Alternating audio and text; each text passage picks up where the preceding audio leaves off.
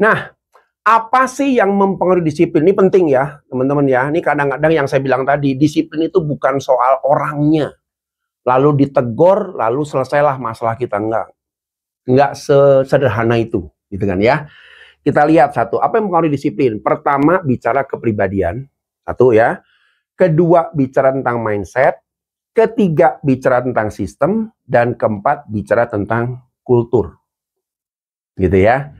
Jadi nggak bisa sekedar orangnya yang kita utak-utik. Misalnya si A nih, diomelin, dimarahin, segala macam, terus tiba-tiba, wah pasti dia bisa berubah. Nggak bisa.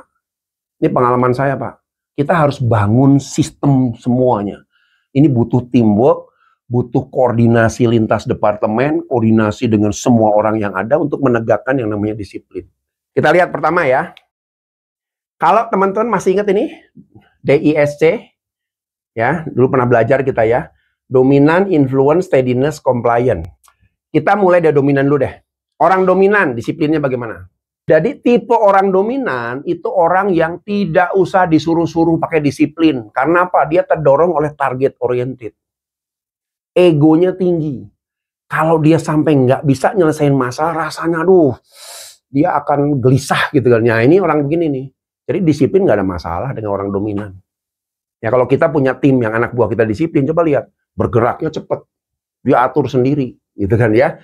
Dia biasanya masalahnya disiplinnya tinggi terhadap target loh ya, gitu kadang-kadang ya. Nah kalau influence disiplinnya rendah. Kenapa coba? Karena dia itu tekanannya orangnya itu tipikal yang suka terdistraksi dengan fokus, cepat sekali terdistraksi. Diajak temen nonton, padahal tugas masih banyak. Oh gitu ya. Yalah, yuk enak nih. Mumpung ketemu lah, kapan lagi? Oh gitu ya. Oke deh. Nah, kadang-kadang tekanan people, tekanan orang itu membuat dia nggak fokus ke target. Karena ini kan tas ya. Ini ke people-nya. Nah, ini kadang-kadang masalahnya di orang influence seperti itu. Ya, sehingga disiplinnya bermasalah. Steadiness. Nah, disiplinnya sedang. Karena yang didorong oleh proses. Dia orang yang dia disiplin ngikutin pola tapi tidak bisa cepat, tidak bisa multitasking. Beda kayak orang ini. Jadi multitasking ya. Kalau ini enggak, disiplin satu dan lain sebagainya. Makanya disiplinnya ada tapi sedang, ya. Nah, kita lihat compliant tadi sudah disebutkan ya. Compliant itu disiplinnya tinggi, didorong oleh standar kerja. Nah, kita lihat polanya. Suka tidak suka, tim di bawah kita pun punya pola kepribadian yang salah satu dari ini. Akibatnya apa? Tadi, akibatnya disiplinnya, kenapa ya si A ini kalau soal ngejar disiplin on time. Yang ini kenapa ya masalah? Karena ya begini polanya. Yang kedua, mindset. Saya bilang begini, kalau orang tidak punya tools-nya, tidak tahu caranya untuk mengelola pekerjaan, pasti dia problem dengan disiplin. Makanya pelatihan-pelatihan di level-level tertentu ya, mengenai time management, planning organizing, management execution, monitoring system, tools-nya dan lain sebagainya harus dilatih dan diajar ke mereka. Ya, belum tools-nya juga harus ada. Nah, di sistem ada tools-nya. Kalau saya simple, saya hanya punya 2 alat yang membuat saya bisa menyelesaikan semua target dengan on time, on schedule. Caranya apa? 1, Google Calendar. Kalender lah ya. Kalau saya pakai Google Calendar kebetulan. Itu terisi penuh tuh. Karena apa? Karena dari situ saya bisa mengamati pola saya di mana, kapan saya punya. Sehingga saya kejarnya ke situ. Ya. Yang kedua, saya punya tools yang namanya, mungkin pernah dulu teman-teman jadi tunjukkan ya, namanya target fokus.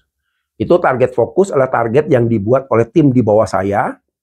Tugas saya melakukan checking, evaluasi. Oh, ini tugasnya tim A, kayaknya belum penuh deh, bisa diperbantukan untuk ini.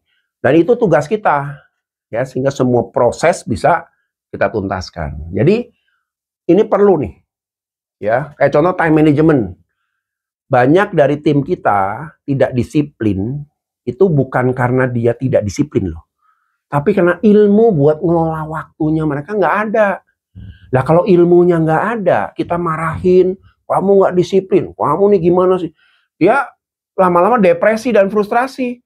Kenapa gue dimarahin ya? Saya kan nggak ngerti harus gimana. Nah, berarti tugas kita sebagai leader harus identifikasi dulu, ini masalahnya apa nih anak buah saya ini.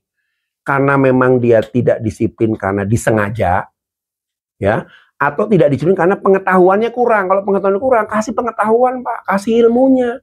Time management, manajemen eksekusi, dan lain sebagainya. Ya, misalnya gitu ya. Jadi mindset nomor 2 juga penting. Nah, kesadaran tentang tanggung jawab, semakin tinggi level jabatan, semakin besar tanggung jawab terhadap disiplin yang akan dilakukan. Lalu yang ketiga. Yang ketiga, ini adalah sistemnya. Ya, karena kalau kita lihat ya, sistem ini kan seperti orang main bola. Ya, mungkin kalau kita lihat dari zaman 70, 80, 90, aturan-aturan bola tuh macam-macam ya. Nih Pak Ismail ini doyan bola nih. Apa? Soal misalnya penalti, ada peraturan baru nggak dari dulu sampai sekarang?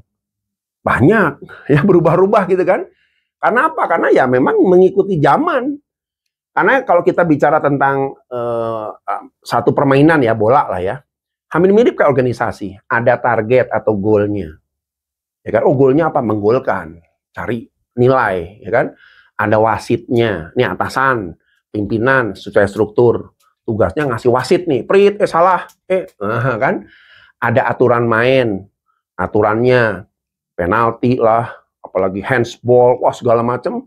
Itu diupdate terus tuh, sesuai dengan zamannya. Lalu ada lapangan mainnya. Nah, area kerja kita juga sama. Dan terakhir ada penontonnya, sampai konsumen kita. Gitu ya. Jadi, sistem itu penting untuk mendorong kita bisa disiplin, ya. Dan yang ketiga, yang tidak kalah penting adalah kultur. Ingat ya, ada 2 kultur yang berbeda. Masalahnya kita ada di kultur yang mana nih ya? Ada budaya kultur, ya, berdasarkan geografis ya, negara dan lain sebagainya, yang lebih individualisme. Bukan individualistis loh ya, beda individualisme dengan individualistis beda. Ini orang yang pokoknya semua sayang atur. Pengelolaan dirinya hebat.